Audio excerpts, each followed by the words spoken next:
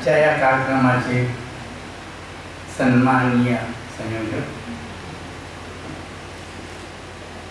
या कार्यक्रमामध्ये ज्यांना पुरस्कार देण्यात आला ते सर्व पुरस्कार विजेते आणि अशा या सार्वजनिक काम करणाऱ्या आणि वेगवेगळ्या क्षेत्रात आपलं नैपुण्य दाखवणाऱ्या लोकांना पुरस्कार और वेलकम देणार असं तुम्ही ऐकून इथं या सगळ्यांचं कौतुक करण्यासाठी आला. आणि ज्यांना पुरस्कार दिला ते पुरस्कार विजेत्यांनी किती मोठं काम करतायत आणि ते सर्व माझ्या भारत देशासाठी करतायत. माझा भारत देश हा काही मागं नाही, कमी पण नाही. इथं असणारी जी काही कळ्या आहेत त्या फुलाव्यात यासाठी म्हणून सगळ्यांनी काम करायचं आहे. आणि असे जे काही फुलणारे कळ्या आहेत त्यांना बघून आनंद व्यक्त करण्यासाठी इथं तुम्ही सगळेजण जमलेल्या माझ्या आईनं, दादानं, भावानं आणि आज मी इथं आल्यानंतर मला या अपंग मुलांनी जे काही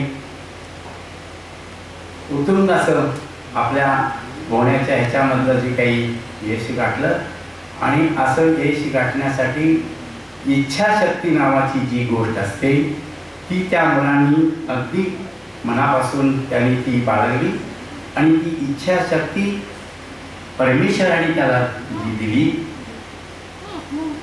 मग आपण काम करताना आपल्याला इतर लोक मदत करतच असतात पण परमेश्वर पण मदत करतो याच्यावरती माझा विश्वास आहे.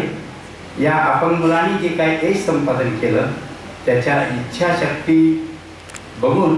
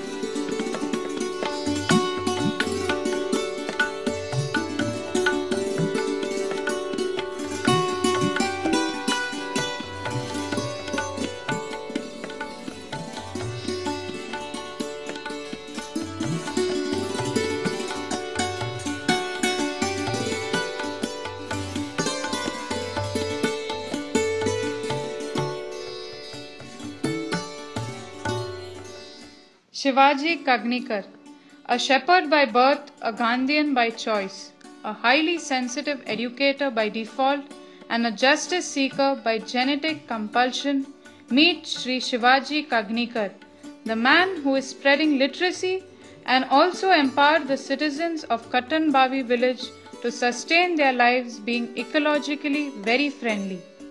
From his school days, he was inspired by Sane Guruji, a great thinker and promoter of literacy, and he decided he too will have to take this route at some point in life.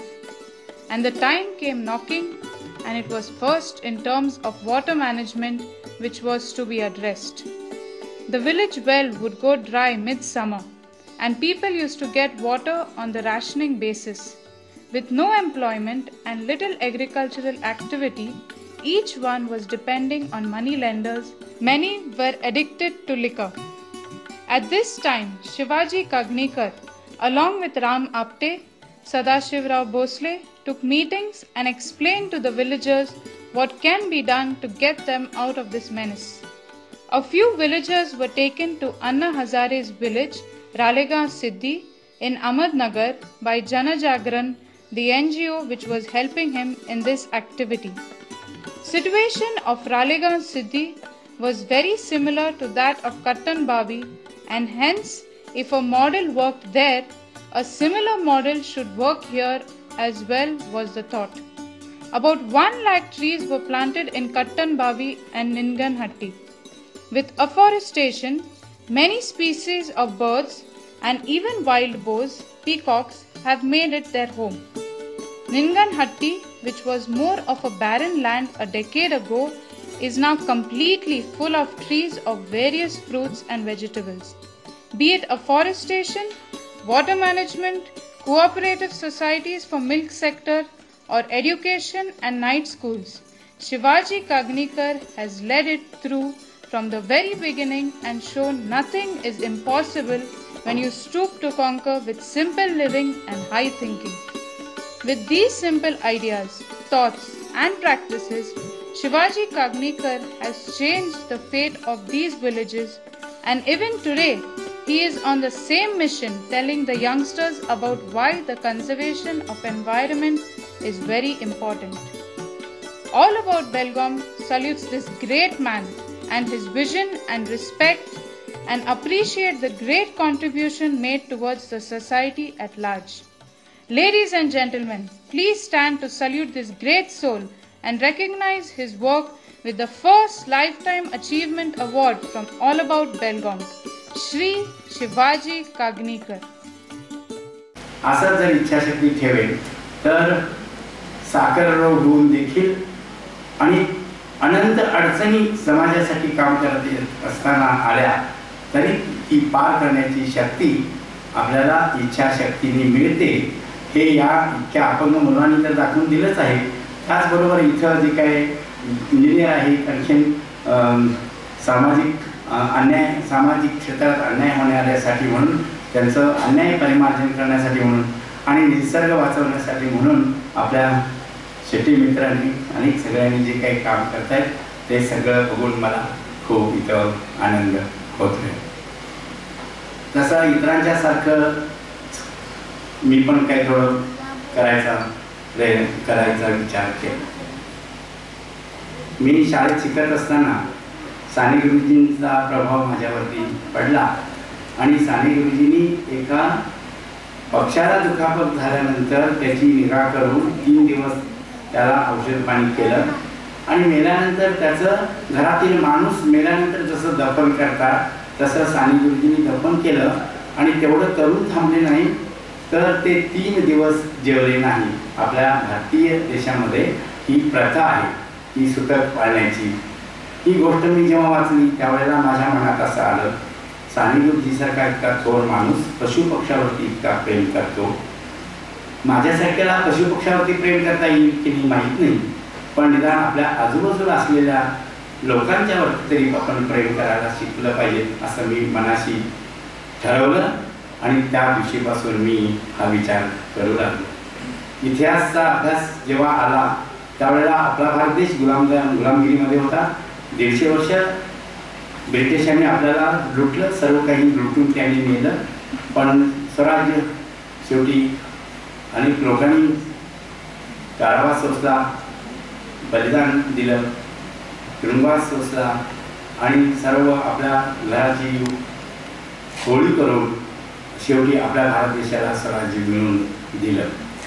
अशा या स्वराज्य मिळवलेल्या देशाचं जर सुराज्य व्हायचं असेल तर आपण सर्व भारतीय लोकांनी कंबर कसून कामाला लागलं पाहिजे आणि माझ्या भारत देशावरती सतत नितांत असं प्रेम करत राहिलं पाहिजे असं मला सतत वाटत राहिलं. असं प्रेम करत करत आपल्याला देशासाठी काय करायचं जर असेल तर सगळे शिकले पाहिजेत असं मला मनापासून वाटू लागलं. शिक्षण हे खूप मोठं साधन आहे. त्याच्यातून आपल्याला ज्ञान मिळतं, वेगवेगळ्या गोष्टी समजून घेता येतात आणि नंतर मग आपण देशासाठी काय करायचं हे त्याला आणखी जास्त उलगडत जाईल. म्हणून सगळ्यांनी शिकलं पाहिजे आणि अशिक्षित देशामध्ये आपण किती करायचं म्हटलं तरी ते शक्य होणार नाही. म्हणून सगळे शिकले पाहिजेत असं मला वाटत राहिलं आणि म्हणून आपल्या भारत देशाचं स्वराज्य आलेलं आहे तर स्वराज्य होण्यासाठी सगळे शिकावेत. यासाठी म्हणून मी प्राथमिक शाळेत असताना पण थोडे प्रयत्न केले. हे सगळं प्रयत्न करत असताना मी पण शिकावं यासाठी म्हणून माझ्या एका मैत्रिणींनी, ब्राह्मण मैत्रिणींनी एका धनगर मुलाला आपलं सर्व काही मदत करून मी शिकावं यासाठी तिने प्रयत्न केला. तेव्हा अनेक लोकांनी माझ्या यासाठी म्हणून त्यांनी ते मदत केली आणि शेवटी मी साने गुरुजींच्यापासून एक प्रेरणा घेऊन शिक्षक व्हायचं आणि समाजासाठी काम करायचं असं ठरवून मी शिक्षण घेऊ लागलो. आणि त्यावेळेला अट होती की तुम्ही मला BA किंवा BSc झाल्याशिवाय तुम्हाला शिक्षक होता येत नाही आणि म्हणून योगायोगाने मी आलो कॉलेजला BSc व्हायला. माझ्या सगळ्या मित्रांनी JSS कॉलेजमध्ये प्रवेश घेतला म्हणून तिथं मी आलो. 1 वर्ष राहिलो. त्यानंतर कॉलेज खूप लांब होऊ लागलं म्हणून मी RLS कॉलेजमध्ये गेलो आणि तिथं आमचं धनगरांचं एक बोर्डिंग तिथं जवळ होतं, तिथं राहत होतो आणि मी कॉलेज करत होतो. पण हळूहळू माझ्या लक्षात असं येऊ लागलं की मला खऱ्या अर्थाने माझ्या देशाची जी काही सेवा करायची आहे, शिक्षणाचं काम करायचं आहे, ते खऱ्या अर्थाने कोणासाठी असा प्रश्न माझ्या मनात येऊ लागला. मी BSc होईल तर मग हायस्कूलमध्ये शिकवायला जाईल. हायस्कूलमध्ये त्यावेळेला मोजताना माझ्या वर्गात मी एकटाच मागासलेला आणि बऱ्याच वर्गामध्ये एक किंवा 2च मागासलेले आणि अगदी दुर्गम भागात असणाऱ्या गावातून कोणी शाळेला फारसं जाताना काही दिसत नव्हते. तेव्हा खरं कोणासाठी काम करायचं आहे तर साने गुरुजींच्या प्रतिमेसमोर राहून मी असा प्रश्न विचारत होतो, गुरुजी मला खरं सांगा काय होतं तुमच्या मनामध्ये, असा मी प्रश्न विचारता म्हणाले की अगदी अत्यंत मागासलेला आणि अडलेला नडलेला जो आहे त्याला प्रथम आपण त्याची सेवा केली पाहिजे असं मला साने गुरुजींच्याकडून मला कळत गेलं प्रतिमेसमोर उभा राहून. आणि म्हणून आता शिक्षक व्हायचं नाही असं ठरवलं. त्यानंतर दुपारी सत्र चालायची आणि अगदी शेवटी संध्याकाळी कोणी देशासाठी 1 तास देशासाठी असं जे एका कवीनी घोषणा देऊन माझ्या देशाची सेवा प्रत्येकाने 1 तासापासून का होईना ती सुरू करावी असा जो काही संदेश दिला होता, अशी गाणी आपण म्हणत असू. आणखी खूप गोष्टी पण समजून घेत असे. संध्याकाळी यायची मुलं चांगले होते, शिकलेले, डबल ग्रॅज्युएट होते, MD होते, BE झालेले होते, ME झालेले लोक होते. तर रोज एक ते 2 यायचे आणि म्हणायचे की मी देशाला 1 दिवस देणार, 1 तास देणार, 1 वर्ष देणार, 4 वर्ष देणार, 5 वर्ष देणार.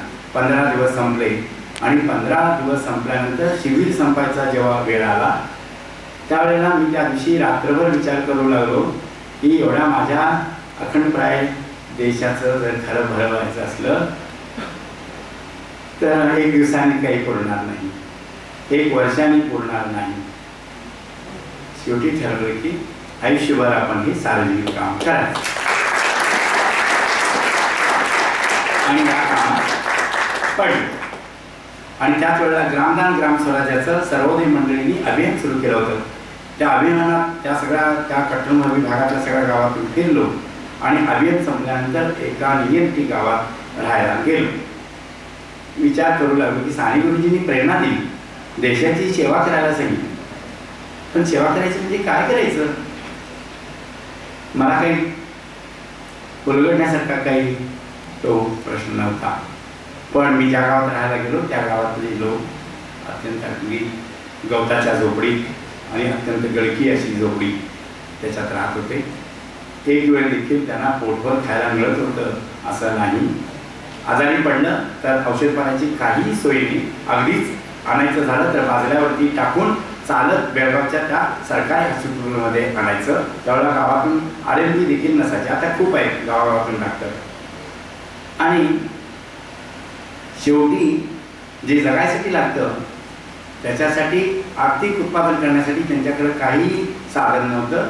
जंगलातली लाकडं तोडायची आणि मुळ्या घेऊन जवळच्या गावात जायचं आणि विकायचं आणि आणून परत आणखीन ते काय आणलेलं काही रागी असेल ते नीट पण करायचे नाही. नीट केलं, नीट झालं एकदा मावशी नीट करायला पाहिजे होतं. ते म्हणाले की आणि अर्धी भाकरी कमी झाली तर माझ्या त्या 3 नंबरच्या मुलाला काय देऊ असा प्रश्न ज्या वेळेला त्या मावशीने मला विचारला त्यावेळेला मी म्हणालो काय आहे माझ्या देशाचं. परिस्थिती समजण्यात अलीकडे होती. आणि मनाशी उराशी बाळगलं होतं की हे स्वराज्य यायला पाहिजे. हे कसं येणार स्वराज्य? आणि मी जेव्हा तिथं आलो त्या गावात तोपर्यंत स्वराज्य मिळून 25-30 वर्ष तर नक्कीच झाली. तेव्हा खऱ्या अर्थाने हे जर आर्थिक विषमता जायची असेल, सामाजिक विषमता जायची असेल आणि खऱ्या अर्थाने माझा भारत देश हा लोकशाही देश आपण जर असं म्हणत असू तर खऱ्या अर्थाने लोकशाही म्हणजे काय आहे ते माझ्या सर्व भारतीय जनतांनी समजून घेऊन प्रत्यक्षात आपल्या स्वतःच्या जीवनामध्ये त्याचा वापर करायचा जर असला तर खऱ्या अर्थाने लोकशाही म्हणजे काय याचं शिक्षण आपल्या प्रत्येकाला द्यावं लागेल. तरच काहीतरी आपल्याला काहीतरी करता येईल असं वाटत होतं. पण आज पाहताना होताना आणि तुम्हा सगळ्यांना माहीत आहे माझ्या भारत देशातली लोकशाही ही जगात 1 नंबरची लोकशाही आहे असं माझं अत्यंत प्रामाणिक मत आहे. मी अभ्यास करून सांगतोय असं नाही, कारण तेवढा अभ्यास करण्याची कुवत नाही माझ्यात, पण माझं आतून मन सांगतं की माझ्या भारत देशातली लोकशाही ही जगात सगळ्यात श्रेष्ठ आहे.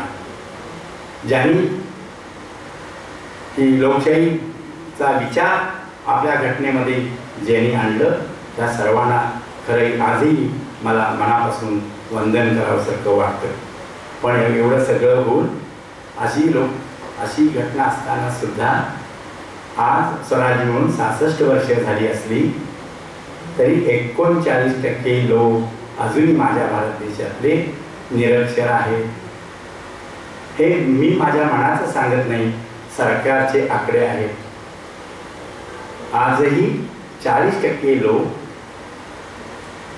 हे दारिद्र्य रेषेच्या खाली आहेत.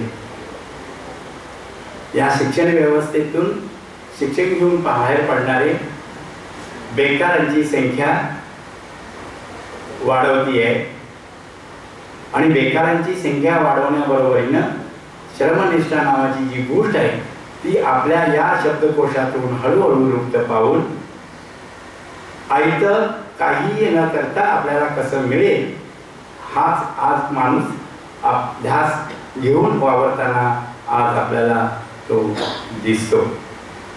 तेव्हा आणि असा प्रश्न जेव्हा जेव्हा येतो त्यावेळेला आपल्या भारत देशाबद्दल जेव्हा चर्चा चालते त्यावेळेला लोक म्हणतात काय मग असंच होणार की एवढी लोकसंख्या झाल्यानंतर आपल्या देशाचं हे असंच होणार. असं हे सुज्ञ तज्ज्ञ आणि शिकलेले लोक सगळे जेव्हा सांगतात त्यावेळेला मला अत्यंत वाईट वाटतं. कारण जगामध्ये माझा भारत देश हा जो काही इतका विस्तीर्ण असा देश सर्व नैसर्गिक संसाधनांनी असा संपन्न आणि परिपूर्ण भरून राहिलेला आणि इतकी जनता ही जी आहे त्या जनतेचा एकूण विचार करून जर आपण नियोजन केलं तर सगळ्यांना काम मिळेल आणि सगळे पोटभर नक्की खातील. असं नियोजन झाल्यानंतर प्रत्येकाकडं कार गाडी येईल का असं मला विचारला तर मी म्हणेन नाही येणार. मोटरसायकल येईल का? नाही येणार. कारण कारगाडी निर्माण करणं, मोटरसायकल निर्माण करणं आणि आणखीन ज्या काही चैनीच्या वस्तू आपण तयार करतो ते तयार करायचं झालं तर निसर्गाला आपण लुटूनच आपण या सगळ्या गोष्टी करायला पाहिजे. पण निसर्ग हा लुटण्यासाठी नाही आहे. हा निसर्ग हा आम्हा तुम्हा सगळ्यांना तो जगण्यासाठी आहे आणि या निसर्गामध्ये जगताना आपणच फक्त जगत नाही आहोत तर असंख्य अशा वनस्पती, प्राणी, पक्षी, कीटक, किड्या, मुंगे असे अनेक असंख्य असे जैवविविधतेने हा निसर्ग संपूर्ण भरलेला आहे. तेव्हा एकमेकांच्या वरती अवलंबून आणि एकमेकांच्या सहकार्याने जे काही निसर्गातले सगळं आपण जगण्याची जी काही प्रक्रिया आहे ती प्रक्रिया हव्यासाच्या पोटी आणि अमेरिका, इंग्लंड, फ्रान्स या देशांना प्रगतीची राष्ट्र म्हणून डोळ्यासमोर ठेवून आपलं भारत सरकार जे काय आज करायला निघालेलं आहे याचा अर्थ आपल्याला प्रगतीपथावर तर नेणारच नाहीये. आपलं सरकार हे आपल्याला नेऊन एकदा कुठेतरी एकदा खड्ड्यात आपलं भारत सरकार आपल्याला टाकणार आहे. याच्यात काही शंका बाळगण्याचं काही कारण नाही.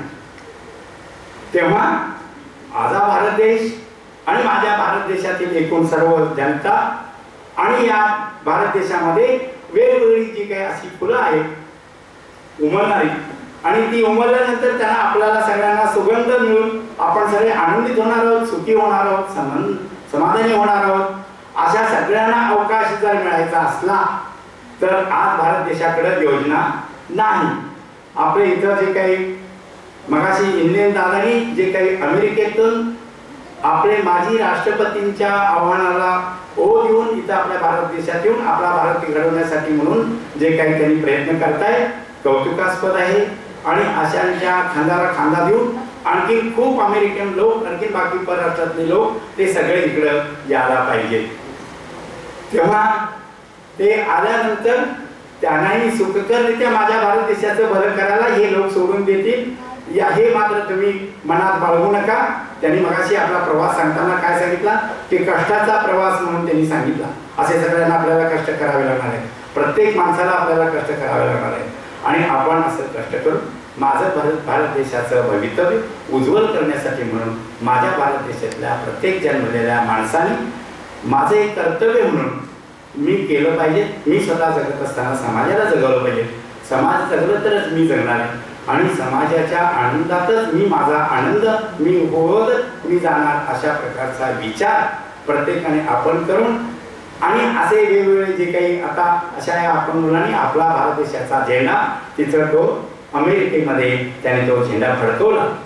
कळत का? असे एक दोन झेंडे होणार नाही, असंख्य झेंडे तिथं जाऊन फडकले पाहिजे. त्यांनी म्हटलं पाहिजे की आम्ही तुमच्या याच्यावरती अवलंबून आम्ही नाही आहोत, राहणार नाही.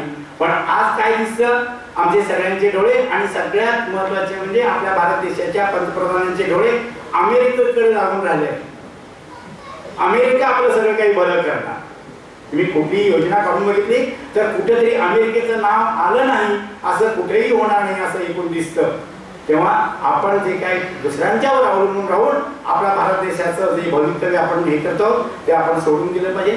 स्वावलंबनाने जेव्हा आपण जगायला लागू तेव्हाच आपला स्वाभिमान जागा होणार आहे आणि एकदा स्वाभिमान जागा झाल्यानंतर आपलं उज्ज्वल आयुष्य हे आपलं नक्की ठरलेलं आहे. तेव्हा अशा या प्रसंगी अशा वेगवेगळ्या लोकांचा सत्कार करण्याच्या प्रसंगी मला बोलवलं आणि या सगळ्यांचा सत्कार करत असताना त्यांचे बोल जे मला ऐकायला मिळाले त्यातून मला खूप प्रेरणा मिळाली आहे. आणि काम करत असताना दुःख सुख असे असतातच, पण दुःख सगळी बाजूला सारून सुखातून आनंद मानत आणखी अशा या मित्राकडून माझा आत्मबल आहे ते वाढवण्याच्या दृष्टीनं मी माझ्या परीनं आम्ही करणार आहे. जे काही फार थोडं कामाचं सांगितलं ते काही त्याच्यात मी एकट्याने काही केलेलं नाही. असंख्य लोकांचे त्याच्यात हात लागले, असंख्य मित्रांनी त्याच्यात सहभाग घेतला. जनधन सारख्या संस्थेने त्याच्यात आर्थिक सहाय्य मिळवून दिलं आणि त्याचमुळं हे काही सर्व घडून शकलं. तेव्हा इथं मला बोलवून जो काही माझा मान सन्मान केला त्याबद्दल मी तुम्हाला ऋणी तर आहेच, पण हा मान सन्मान करून माझ्या डोक्यावरचं सार्वजनिक कामाचं ओझं वाढवलेलं आहे. आणि हे ओझं तुम्हा आपल्यासारख्या लोकांनी जे काही प्रेम आणि आपल्या कामाची जी आपल्यासाठी माणसं सतत दखल घेत राहतील त्यावेळेला हे ओझं काही मला वाहून घेऊन जायला काही अडचण वाटणार नाही. ते सहजरित्या घेऊन जावी असं मला मनापासून वाटतं. परत एकदा तुम्हाला मी धन्यवाद.